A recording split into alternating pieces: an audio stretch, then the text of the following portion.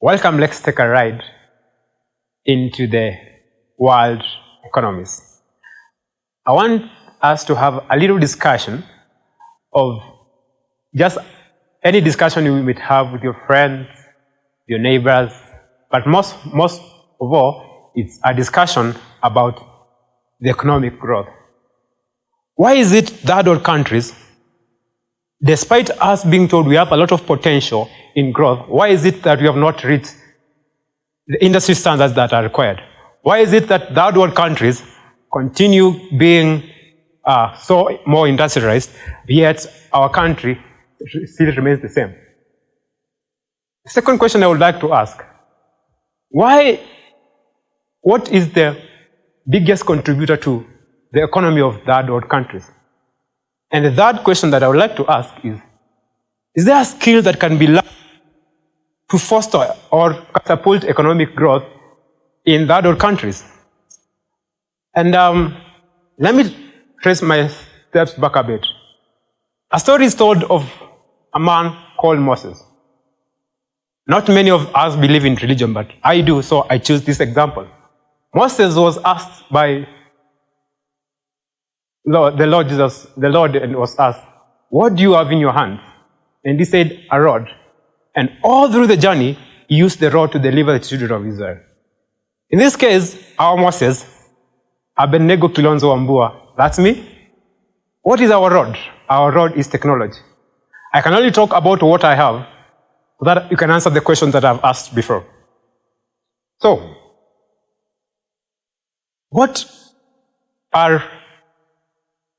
let me go back to the second question that we asked before. Which is the highest contributing factor of economic growth in third world countries? Some of us might argue it is agriculture, others might argue it's manufacturing, others might say it's our country, Kenya, has a big four agenda. But you could be right if you give me those answers. Because a lecturer in school told me, as long as you're able to defend your answer, then well and good. So, that answer you have is correct. But my answer is the biggest contributor to economies of third world countries is SMEs. What are SMEs? SMEs is an acronym that you may have interacted with from primary levels, secondary, even tertiary levels. Even better, some of us may be breathing, living, even eating SMEs. So what does the acronym SME stand for?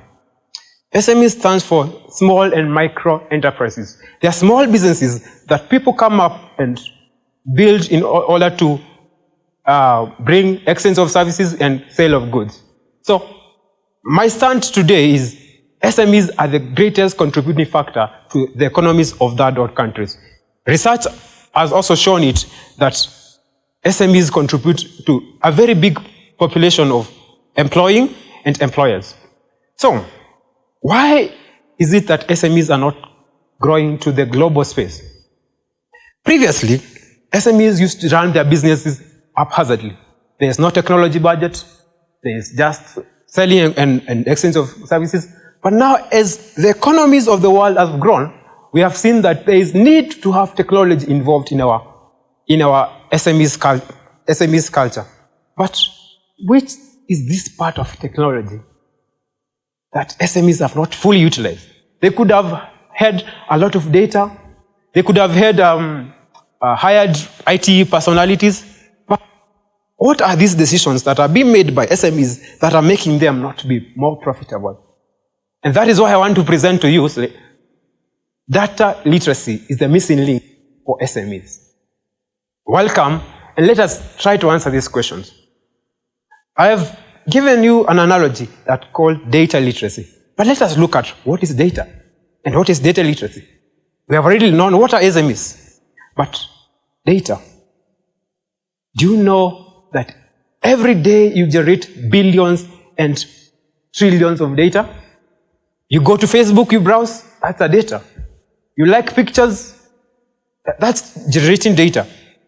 You go to shopping in a supermarket, that is data. That is transactional data. You go and pay transport in the bus stop, That is data you're generating. So what is this that SMEs are not doing? SMEs have every day generate data, transactional data, they generate customer data, but they are not using this data in the right way. That is the thing that is missing. Let me go back again to the criminology department. If a person is brought to the court of law and they are asked that you were caught doing this and this, the judge does not immediately say you are jailed for 20 years. No. What does the judge do?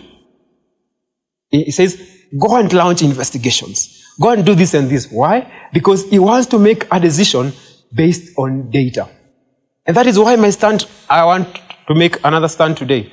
That without data, you're just a person with another opinion. So why should we believe your opinion and not an opinion that has data backed up?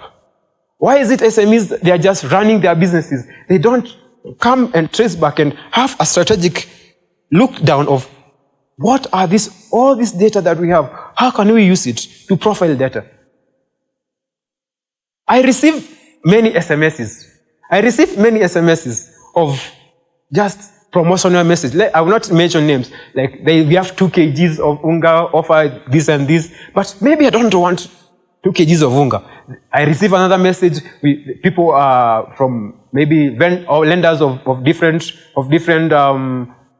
things that we have loans that we are giving. Maybe I don't want a loan. Why? Because these people have not profiled me to know which good or product I want for this person. And that is the missing link that we have. We have data, but people are not using this data. So, there is a law called the Moore's law. Moore's was a scientist who said that the number of transistors in a computing system will double every year. But now, there's another law. The Moore's law is almost being overtaken by the data growth. Why? Because people are generating millions and billions of data. So we are living in what is called the 4th industrial revolution. And the 4th industrial revolution has data as digital growth in its key, it's a key factor. So, retailers all over the place, which retailers are part of SMEs, every day sell goods and products.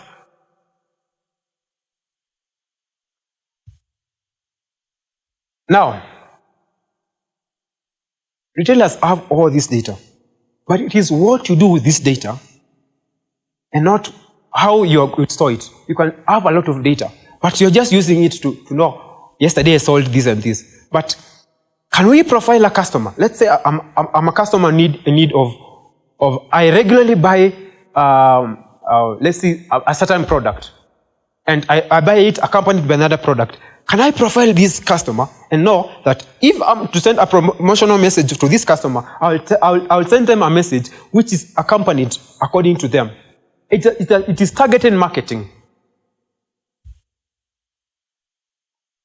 Now, another entrepreneur and mathematician called Clive Humphrey states that data is the new crude oil. I could not agree any better with them. Now, for you to use crude oil, you don't put crude oil in cars. We put petrol, we put diesel, and we put all the final finished product of crude oil. Why? Because crude oil in its unrefined form cannot drive machines. And that is the same thing. If data is the new crude oil, we cannot just have all data lying there and say we are going to use it. We have to refine this data, take it through a process, and generate insights, profiles that can be used to foster economic growth. Now, we have 2 forms of data. There is the crude oil data, according to me, and refined data. Crude oil data is just, let me give an analogy. Facebook. one of the biggest tech giants in the world, Google and all those, they have data concerning our browsing history, where we are at the moment. They have data concerning what we do, our siblings and all that. How does this data help them?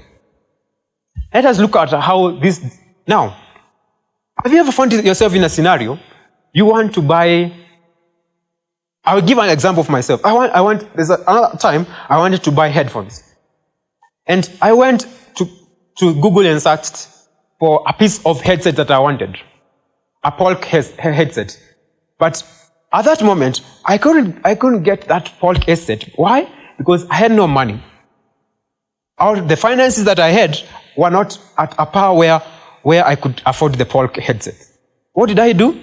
I logged off of Google and went on with my work. And then I went back. Sometimes later I was browsing. Being an IT person, I have to interact with this Google and every day. So, see an advertisement written about a range of headsets which are in the line of Polk headset.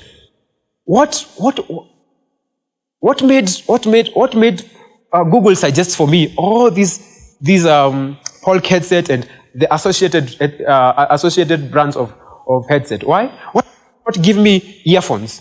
Why did they not bring to me advertisement of headlights? Why did they not give me advertisement of laptops? Because they have profiled me. Anytime I go there and I search a keyword, they will profile me and know, at this instance, this person wants these kind of things. So they will send me messages or advertisements which are befitting me, not sending me advertisements which don't befit me. That is what we call profiling.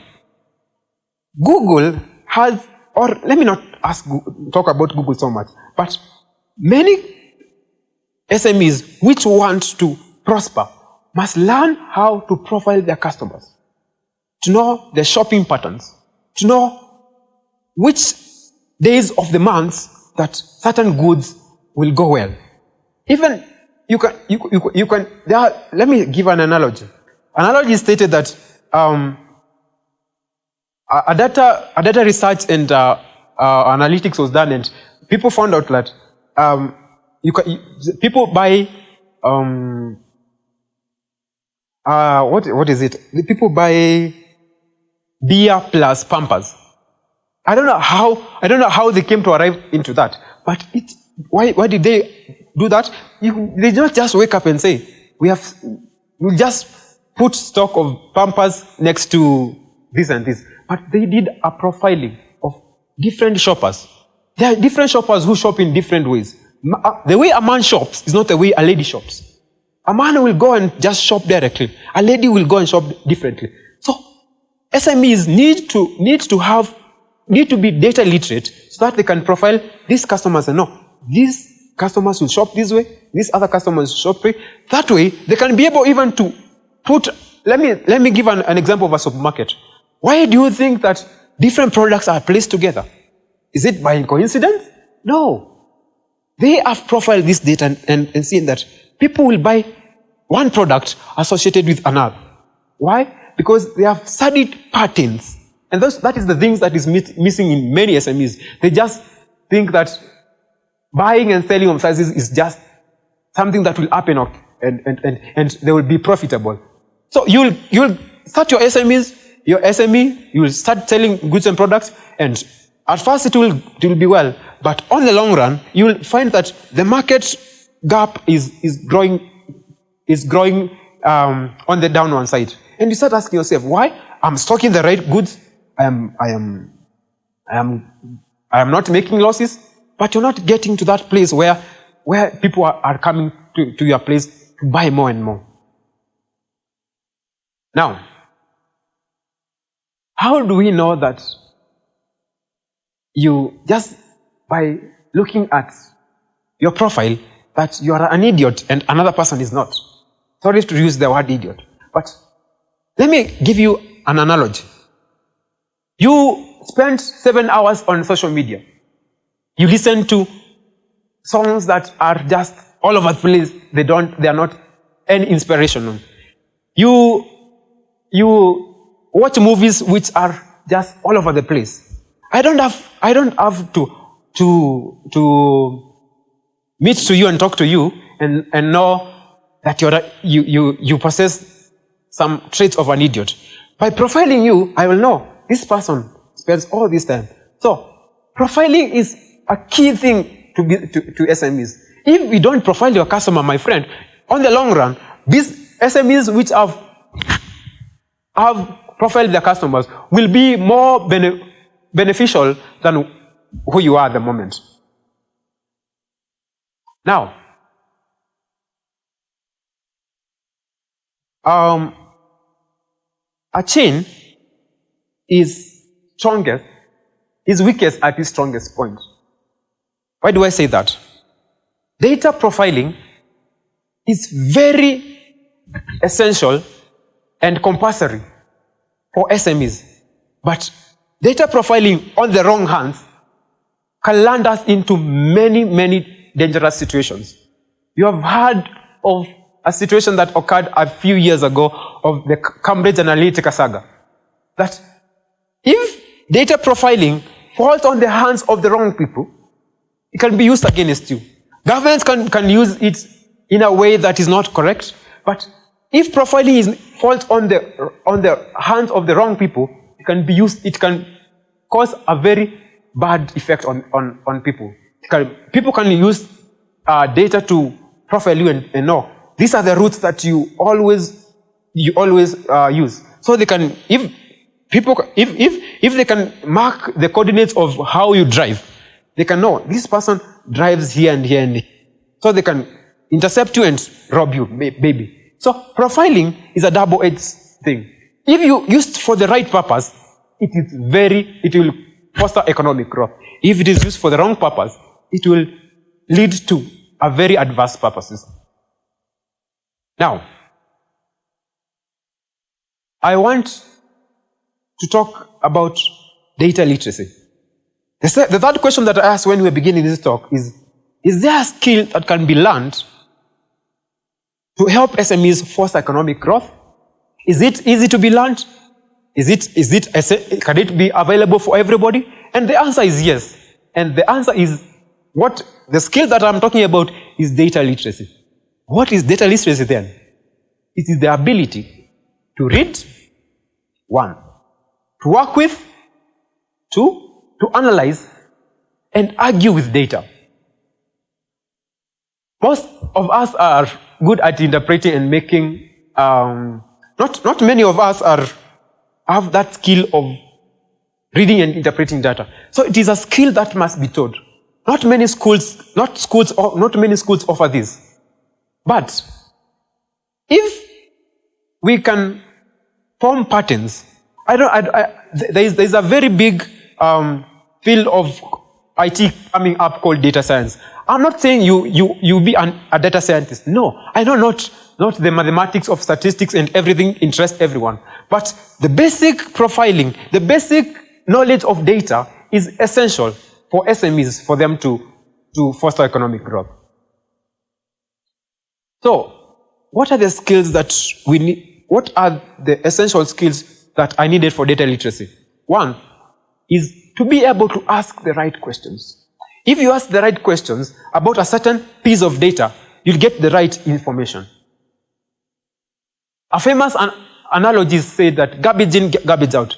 If you ask the wrong questions to certain data, you'll get the wrong answers. I gave an analogy of an idiot. If we need to know a person is an idiot, look at how they are profiled. And at last you'll know this person is an idiot. You can't just, there are different forms of data. There is discrete data and analog data. So you must find a way bringing this data together so that you can know how to profile your customers better. So the third skill that is very essential for you to be data literate is to be able to interpret data well and give results that are essential.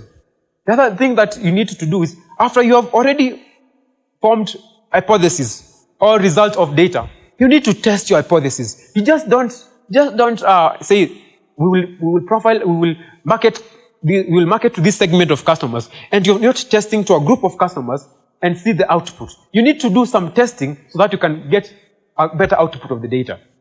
Something else that you need to understand is we need to create visualization. Many of human beings are visual animals.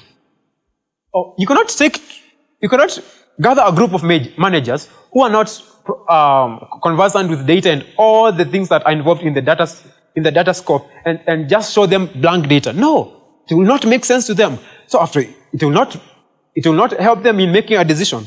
You have to have a visual, like an infographic or a bar chart showing different profile of different customers with different weather patterns and all those. So the other thing and the other last thing that we need to learn is how to tell a story from data. You can have very good data. You have analyzed. You have very good visuals of data. But can you tell a story from the data? Can this analysis that you have, can you tell a story from the data? If you're not able to tell a story from your data, then it is of no essence. And data literacy is a key element in that. Now, what is my submission as I conclude? That complex decisions that lead to or foster economic growth need to be based on facts. And which are the facts that we have? Data. And how are these complex decisions going to be arrived? When you are data literate.